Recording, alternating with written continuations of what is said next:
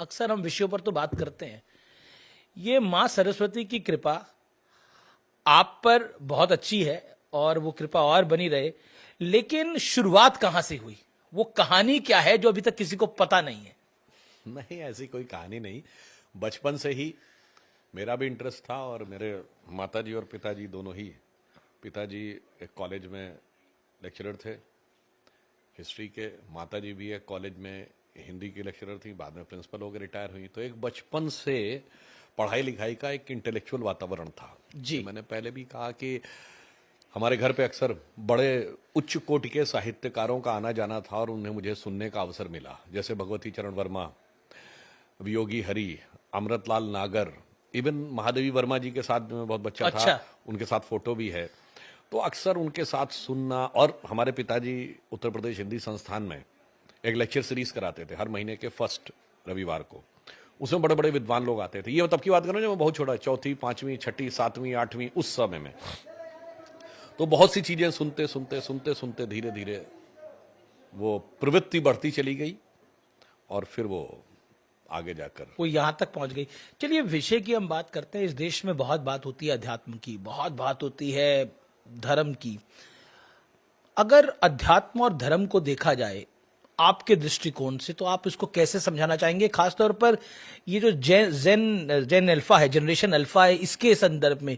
क्योंकि ये व्याकुल भी जल्दी हो जाते हैं, यानी परेशान जल्दी हो जाते हैं, खुश भी जल्दी हो जाते हैं। मैं इसमें से 2 पॉइंट पे उत्तर दूंगा। एक, महात्मा गांधी ने 1909 में एक पुस्तक लिखी, हिंद स्वराज जी, जो एक पूरा कॉन्सेप्ट है कि अगर भारत स्वतंत्र होगा तो स्वराज कैसा होगा। और छोटी पुस्तक है और उसमें उन्होंने क्वेश्चन आंसर के फॉर्म में लिखा है, यानी वो एडिटर भी खुद ही हैं और क्वेश्चन पूछने वाले भी खुद ही हैं। तो उसमें क्वेश्चन पूछा जाता है कि बाबू, इस देश में आपको इतना गरीब किसान नजर आता है जिसके पास खाने को ढंग से खाना नहीं है, पहनने को कपड़े नहीं, उसको देखकर भारत के भविष्य को लेकर आपके मन में भय नहीं उत्पन्न होता? तो गांधी जी कहते हैं नहीं, उसको देख के भय नहीं उत्पन्न होता, पढ़े लिखे लोगों को देख के भय उत्पन्न होता है। तो पूछते हैं ऐसा क्यों? कहा ऐसा इसलिए कि हम ब्रिटेन से मुक्ति चाहते हैं और खुद ब्रिटेन की नकल बनना चाहते हैं, यह स्वराज नहीं हो सकता। फिर आगे उन्होंने कहा कि सभ्यता में इतनी बड़ी बड़ी कमियां हैं। कब कह रहे हैं? 116 साल पहले कह रहे हैं महात्मा गांधी जी। उन्होंने कहा यह सभ्यता स्वयं भी समस्या उत्पन्न करेगी और दुनिया को विनाश की तरफ ले जाएगी। आज वो दिखाई पड़ रहा है। अब मैं आपको बताता हूं, इसी कारण से जेन जी को उस माइंडसेट से बाहर आना चाहिए जो ब्रिटिश टाइम पीरियड में हमारे दिमाग में है। अब मैं एक उदाहरण देना चाहता हूं। किसी ने थोड़ी बहुत भी साइंस पढ़ी होगी तो उसे पता होगा कि लाइट जो है ये वेव है कि पार्टिकल है। ये वेव पार्टिकल नेचर दोनों दिखाती है। ये जब स्पेस में आती है तो ये वेव है, क्योंकि अगर पार्टिकल हो तो लाइट की वेलोसिटी से ट्रेवल ही नहीं कर सकता। जी। सूर्य से पृथ्वी तक आती है 7 मिनट में। तो उसके बाद जैसे ही ये धरती पे आती है तो जैसे किसी मटेरियल से टकराती है, इलेक्ट्रॉन एमिट होते हैं, अब वो पार्टिकल नेचर शो करने लगती है। इसीलिए साइंस में, फिजिक्स में एक पजल है कि लाइट वेव है या पार्टिकल है, क्योंकि स्पेस में वो वेव नेचर दिखाती है और मटेरियल में पार्टिकल नेचर। ये बात जब मैंने पहली बार पढ़ी थी, ये क्लास 10th की गर्मियों में स्टडी करते हुए, तभी मेरे मन में विचार आया, यही तो बात आध्यात्म में कही गई है कि आत्मा आकाश में अव्यक्त है और संसार में शरीर में व्यक्त है। जी।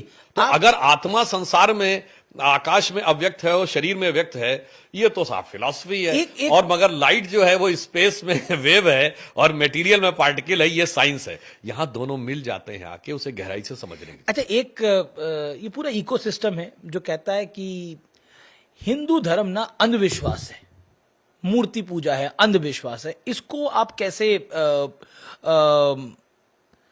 एक्सप्लेन करना चाहेंगे? देखिए, जो जो हमारा नॉलेज बेस बढ़ता जा रहा है जी, त्यों परिस्थिति बनती जा रही है कि हिंदू धर्म से जुड़ी हुई जितनी भी चीजें थी, सब चीजें साइंटिफिकली प्रूव होती चली जा रही जी, हैं। उदाहरण के लिए हम पूजा में प्रयोग करने वाली चीजें ले लें। जी, हल्दी, इसका एंटीसेप्टिक पेटेंट है, कहीं कोई किंतु परंतु की बात नहीं है।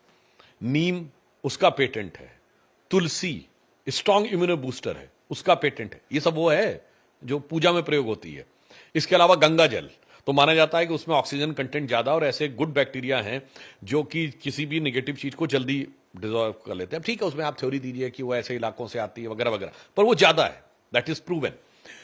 पीपल का पेड़ और बरगद का पेड़, कौन ऑक्सीजन ज्यादा लेता है और कौन वो लेता है, उसमें भी आप देखिए तो काउंटर पॉइंट रहता है। पर्वत तो हर जगह है, यही तो मैं नदी कहना तो हर चाहता जगह हूं। है। इवन जो ये कहना चाहते हैं, रुड़की में 1/4 स्ट्रीम चली जाती है नहर के रूप में और 3/4 आ जाती है गंगा जी के रूप में। वो नहर वाली कुछ किलोमीटर जाके दूर में लीजिए तो शायद उसके पानी में तो कीड़े पड़ते हैं, पर मेन स्ट्रीम गंगा में नहीं पड़ते हैं। तो ये कई बार चीजें साइंटिफिकली जो जो उभर के सामने आ रही हैं, तो हो तो उल्टा रहा है।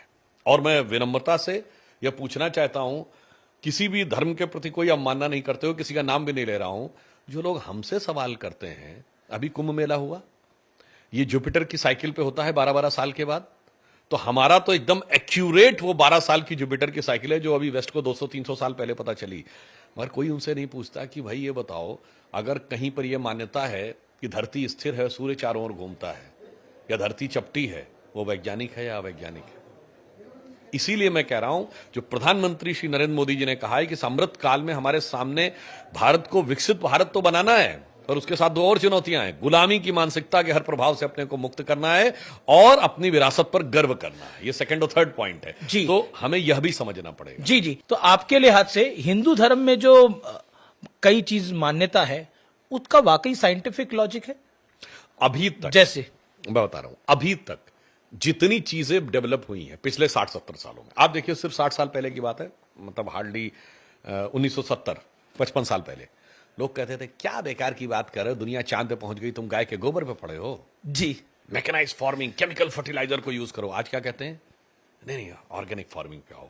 आ गए गाय के गोबर पे। अब आइए 50-60 पहले हम लोग बचपन में गए, अबे फूल पत्ती खाने से कोई इलाज होता है, नीम हकीम खतरा है जान, Terramycin, Crocin, Metacin, advance medicine हो। आज कहते हैं नहीं, हर्बल मेडिसिन लो। उस जमाने में क्या कहते थे कि साहब पहाड़ काट के सड़कें बना दी, नदियों के दोनों तरफ वो बना दिए, बांध बना दिए, जंगल काट के शहर बना दिए, और देखिए man has conquered space when Yuri Gagarin went to space in 1961, as if space is an enemy needed to be conquered. तो मनुष्य ने प्रकृति पर विजय प्राप्त कर ली।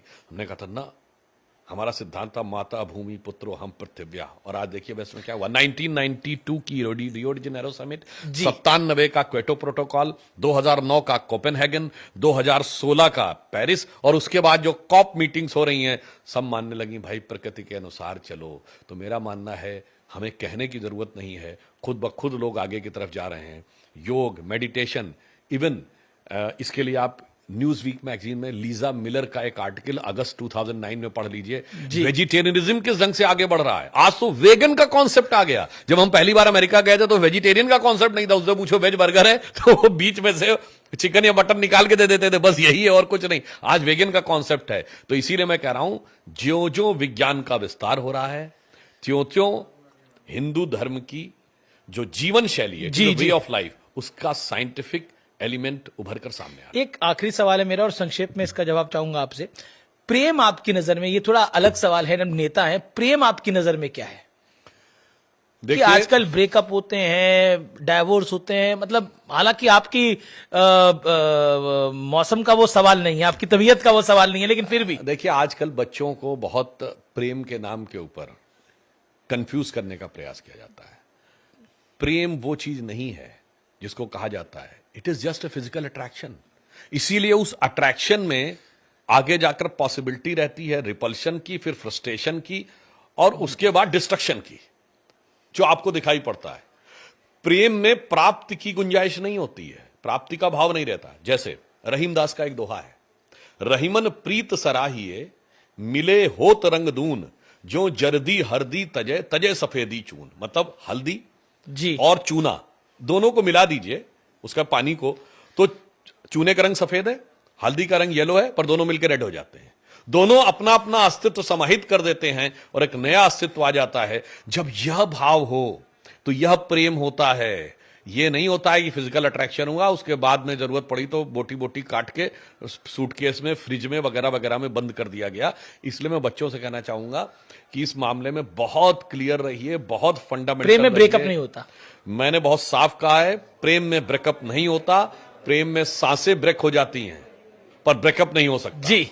और जो ब्रेकअप हो जाए वो प्रेम नहीं हो सकता। जो मैंने एक बार कहा था, वसीम बरेलवी साहब का शेर है, जो मुझे लगता है आज के जमाने के सबसे बड़े अजीम शायर हैं आज के इस दौर के।